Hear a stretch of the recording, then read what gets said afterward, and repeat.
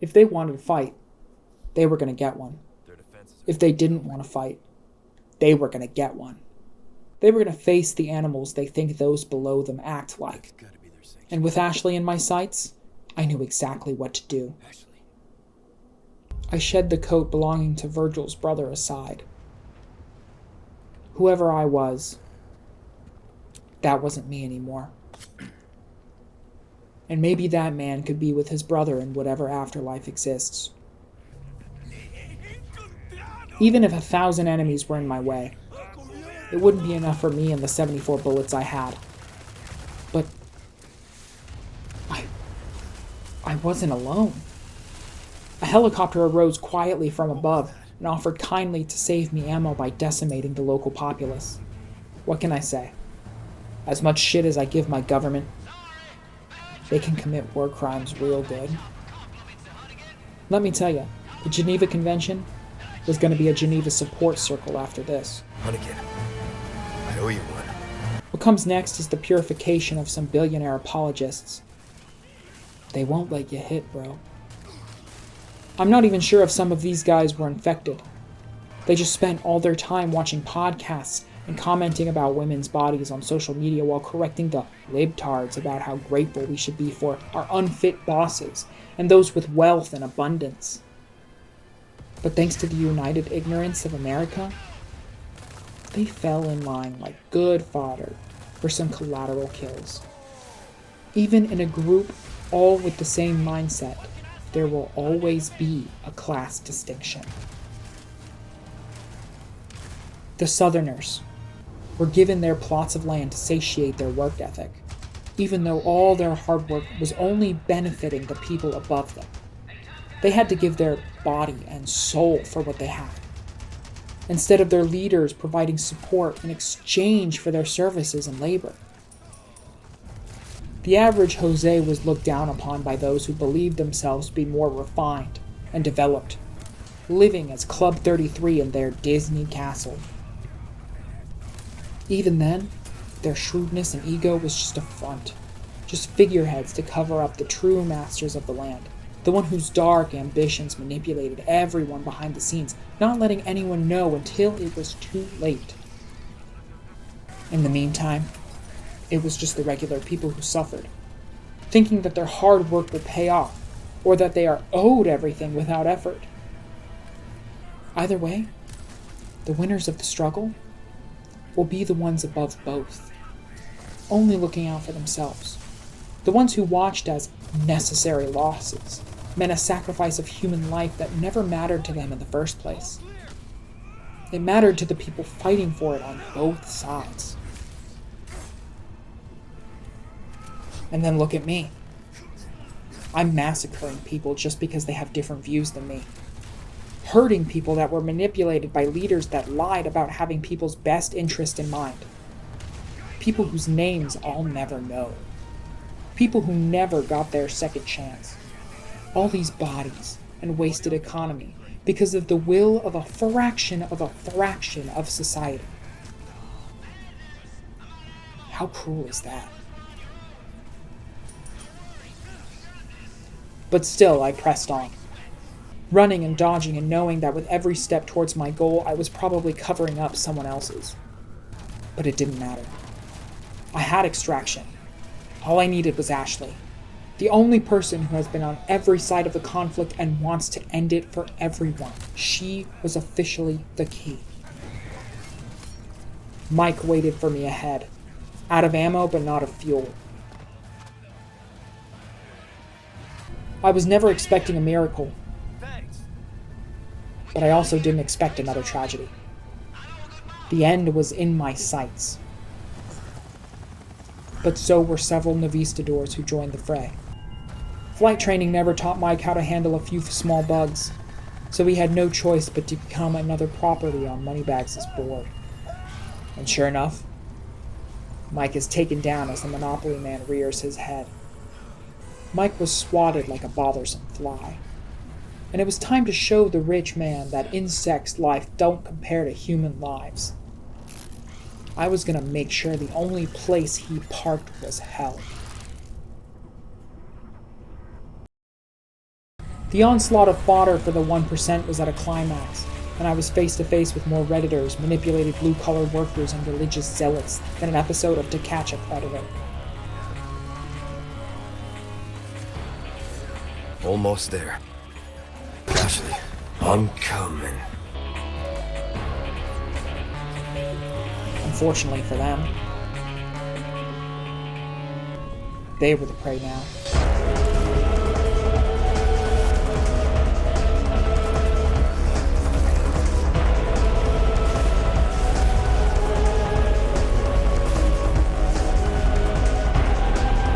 It's a good thing that the $800 billion we spend yearly on military finances isn't good enough to take out one buff twink with a magnum.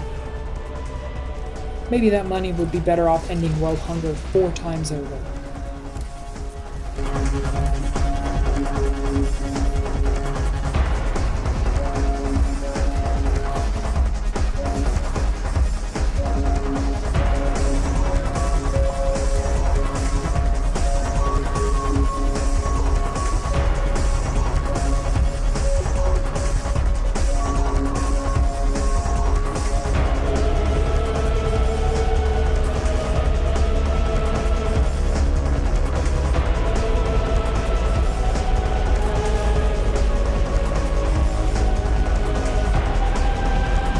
It was over.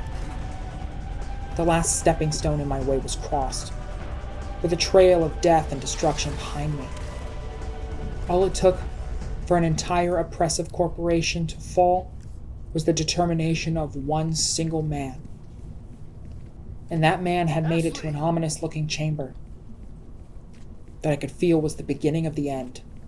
Not long after, I saw Ashleigh unconscious down a cave walkway. She was changed. She wore the dress of someone who'd be on the side of capitalism. But I would bring her back if it killed me.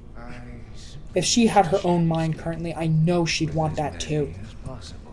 She once told me she was never turning into one of them. Never. And Ashleigh, you got that right. We'll find a cure. Before I could reach her, the embodiment of capitalism showed himself. And he could still manipulate the greed implanted into me. I felt the pull to their side strongly now. I didn't have long before I was gone completely. Ashleigh had to be taken care of first. I just had to reach her. Despite Milton's claims, I knew I could help her. She was going, but not gone.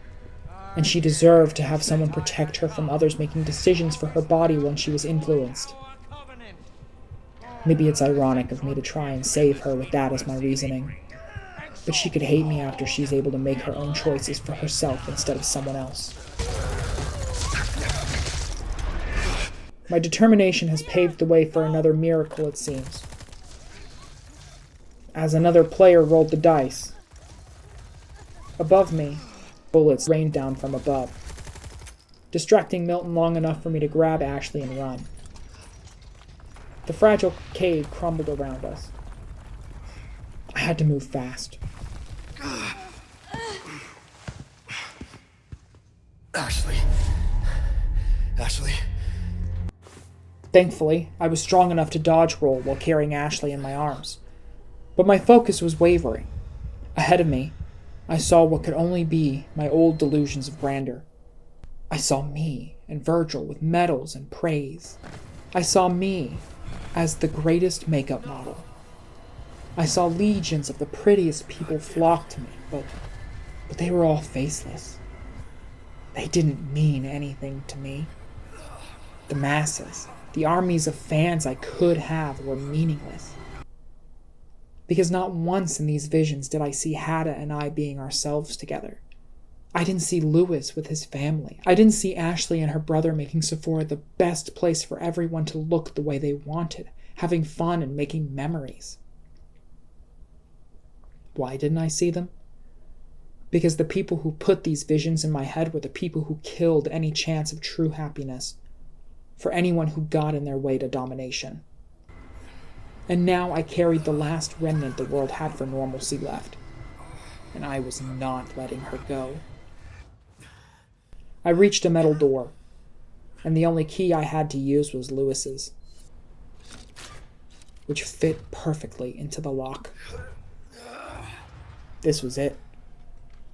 This was the last time I had to put her through something as brutal as this. This time, it has to be different.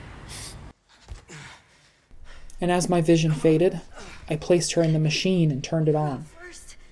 I fell to the floor, figuring this was it. I prayed Wesker would prevail, and Ashleigh could take my gun and run. My vision faded, and I heard nothing but her screams as I closed my eyes.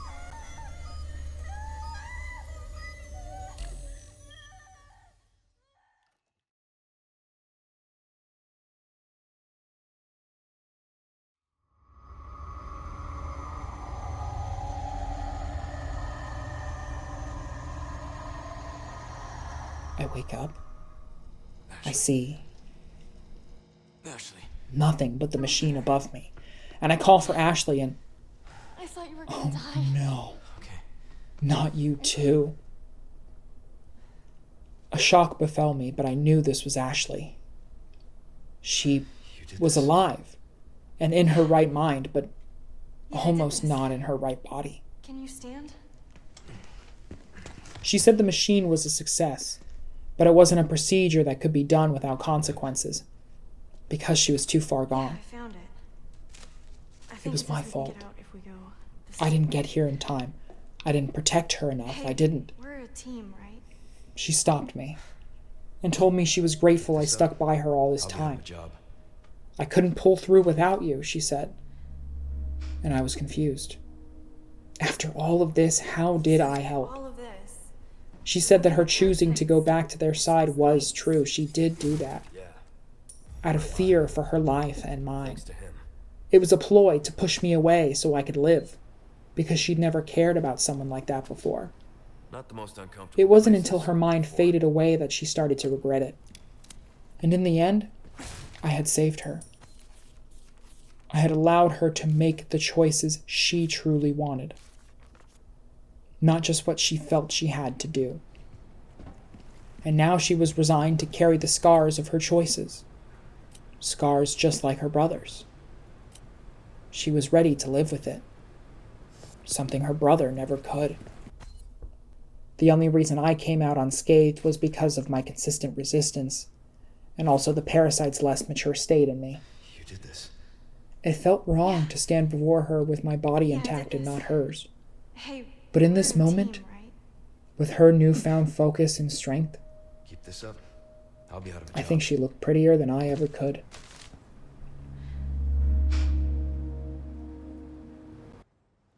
She also said that she was able to procure an outfit for me from Lewis's personal locker. A modified lab coat by the looks of it. Sorry. It would be nice to stick I it to said, the man we're a in team. Lewis's clothes. You sure you're okay? Never been better. I felt the end coming, and I was ready. I take one last stop by my merchant friend and amassed a stunning 92 bullets. That amount could probably carry me through an entire war with this gun. But a thought occurred to me. In the entirety of both journeys I've been on, the only person who's been consistent that hasn't been killed, or Ashleigh, is him. And through all this, he's been the only one truly profiting from the suffering of others, and helping me to fund my killing spree. Who was he? He was the only one who hadn't been on anyone's side yet helped them all achieve their goals, which involved so many deaths. Then it hit me. The Brit wasn't British. He was more American than anyone here, funding both sides of a conflict, making money no matter who dies and who lives. He was America's last-ditch effort to separate themselves from this plan if it went awry, all the while taking home a profit, even supporting the only man who could ruin it for them, me. I took Ashleigh and left. My supplies were my own, and I had sold everything I could to make sure I was the one with the money, and all they could do was lose their ordnance. Leon, look! I won't be anyone's moneymaker anymore, even if in 20 years from now my journey was remade again. In fact, it was time to topple an empire. This is gonna lure me with an unlikely ally. Wesker was still alive, dangling around a construction Stay site. here. Wesker might not have been able to resist the pull of greed, but I could. And together we could win.